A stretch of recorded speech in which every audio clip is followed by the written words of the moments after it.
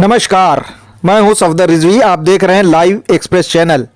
एक अहम खबर पेश करूं इससे पहले आपसे गुजारिश है कि इस चैनल को सब्सक्राइब करें, लाइक करें, शेयर करें और कमेंट करें। अब देखें खबर। किसानों की ट्रैक्टर रैली में हुए बवाल को लेकर रोजाना नई नई बातें सामने आ रही हैं और एक्शन व रिएक्शन का सिलसिला जारी है। इसका अंत कब होगा कुछ नहीं कहा जा सकता, लेकिन पूरे मामले पर गंभीरता से नज़र डालें तो ये सवाल निकल कर आता है कि किसानों की ट्रैक्टर रैली में हुए बवाल से किसे लाभ हुआ और किसे नुकसान। ये भी सवाल उठता है कि कौन सा पक्ष अपने मुद्दे को प्रभावी ढंग से उठा रहा है और कौन सा पक्ष कमज़ोर पड़ गया है और इसके पीछे क्या वजह है। सवाल तो ये भी उठता है कि लापरवाही बरतने वाले पुलिस वालों के खिलाफ क्या कोई कार्रवाई होगी। इतना ही नहीं बल्कि एक महत्वपूर्ण सवाल ये भी उठता है कि इस बवाल के बाद क्या किसानों का आंदोलन शांतिपूर्ण जारी रह पाएगा या सरकारी तंत्र इसे कुचल देगा। एक अहम सवाल ये भी है कि क्या किसान नेता संसद के बजट सत्र के दौरान संसद का घेराव करने की प्रस्तावित योजना पर अमल करने की हिम्मत जुटा सकेंगे या नहीं।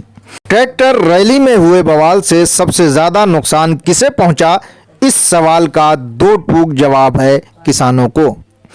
बवाल का जिम्मेदार कौन था, क्या लापरवाहियां बरती गईं, किसके खिलाफ कार्रवाई होनी चाहिए, इन सारे सवालों का जवाब आसानी से नहीं दिया जा सकता।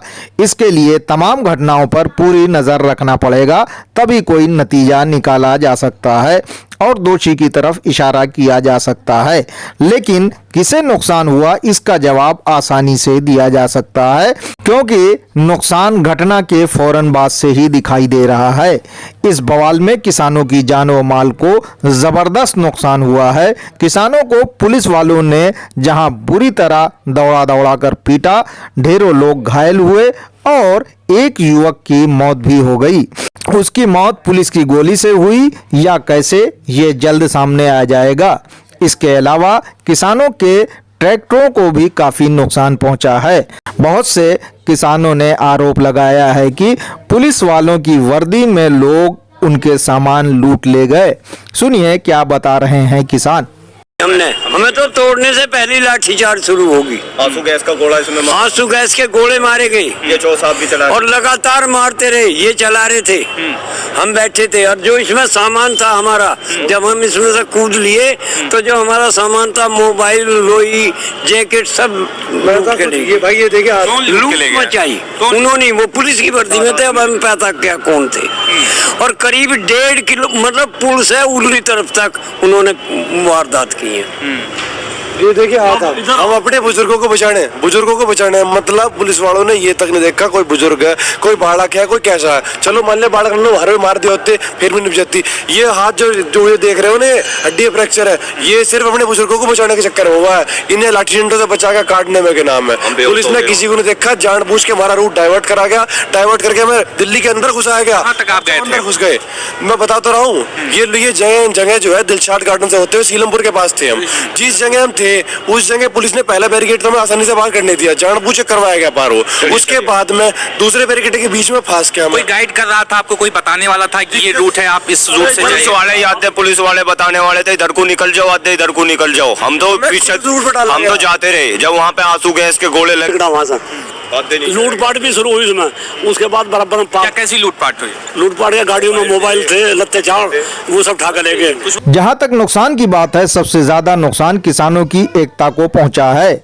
आज किसान नेता आपस में ही भिड़ गए हैं और एक दूसरे पर आरोप लगा रहे हैं। किसी भी आंदोलन को फेल करने या रोकने के लिए ऐसा कराया जाता है, वो शुरू हो चुका है। देखें। उन लोगों के साथ आज हम बैठ के आगे आंदोलन नहीं चला सकते जिनकी दिशा अलग हो, जिनकी दिशा अपनी हो, मुद्दों के साथ ना हो। मुझे बता देना, राकेश टिकैत 5-6 मीटिंगों में गए, उन्होंने उत्तर प्रदेश के गन्ना किसानों की बात एक बार भी उठाई, रेट की उठाई, पुरानी पेमेंट की उठाई, 1.5 गुना लागत के दाम में कॉन्ट्रैक्ट फार्मिंग में उठाई। किस चीज में उठाई? धान का रेट की बात करी, किसकी बात करी? और हम केवल यहां से सपोर्ट देते रहे और वहां पर कोई नेता बनते रहे, वो हमारा काम नहीं है आज। नहीं, ऐसा नहीं है। पूर्ण रूप से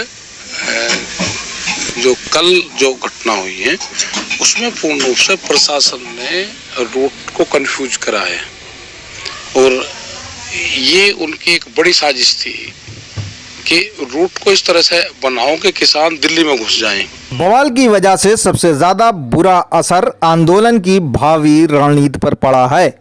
किसान नेताओं ने ट्रैक्टर रैली के बाद संसद के घेराव की योजना बनाई थी, लेकिन इस बवाल ने किसानों की कमर तोड़ दी है और अब कोई खुलकर संसद घेराव की बात नहीं कह पा रहा है। इसकी वजह यह है कि सरकार और पुलिस ने एक तरफा किसानों को दोषी ठहरा दिया है और किसान नेताओं की गिरफ्तारी की बात कहकर उनके मुंह पर ताला लगा दिया गया है। अभी तक 26 किसान नेताओं के खिलाफ एफआईआर की बात सामने आई है और कुछ का नाम अज्ञात की लिस्ट में है। कुल मिलाकर निष्कर्ष निकाला जाए तो ये कहा जा सकता है कि किसानों को हर मोर्चे पर नुकसान हुआ है। अगर उन्हीं की भाषा में कहा जाए तो ये कहना गलत नहीं होगा कि मारो जबरिया रोने भी ना दो। आज हालात ये है कि किसान नेता अपने नुकसान का बयान भी नहीं कर पा रहे हैं। अब तक वे एकजुट होकर ये भी नहीं तय कर पाए हैं कि कितने किसानों का सर फूटा, कितने किसानों की हड्डी टूटी, कितने लोगों को गंभीर चोट आई या बवाल में कितने लोग मारे गए और कितनी संपत्ति का नुकसान हुआ। जबकि दूसरी तरफ ऐसा लगता है कि पुलिस ने घटना से पहले ही नुकसान की सूची तैयार कर ली थी। ये भी तय कर लिया था कि घटना के बाद उसे क्या बयान देना है।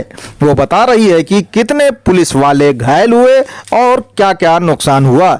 इतना ही नहीं बल्कि वो ये भी बता रही है कि किसानों ने किस तरह बवाल किया और इसके लिए उनके खिलाफ क्या क्या कार्रवाई की जाएगी। किसान लाल किले तक पहुंचे। वे रेड फोर्ट के जो रैम्पर्ट्स है वहां पहुंचकर वहां पे कई किसान संगठनों के झंडा फहराए। हिंसा करने वालों की वीडियो फुटेजेस हमारे पास है और उसकी विश्लेषण हो रही है। अब तक दिल्ली पुलिस 25 से ज्यादा क्रिमिनल केस रजिस्टर किया है। बहरहाल बवाल के लिए दोषी कौन है, सुप्रीम कोर्ट को एक जांच कमेटी गठित करनी चाहिए, क्योंकि कोई भी साजिश रचने वाला अपने को दोषी नहीं ठहराएगा।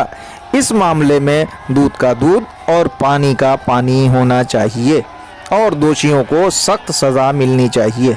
आपसे गुजारिश है कि इस चैनल को सब्सक्राइब करें, लाइक करें, शेयर करें और कमेंट करें।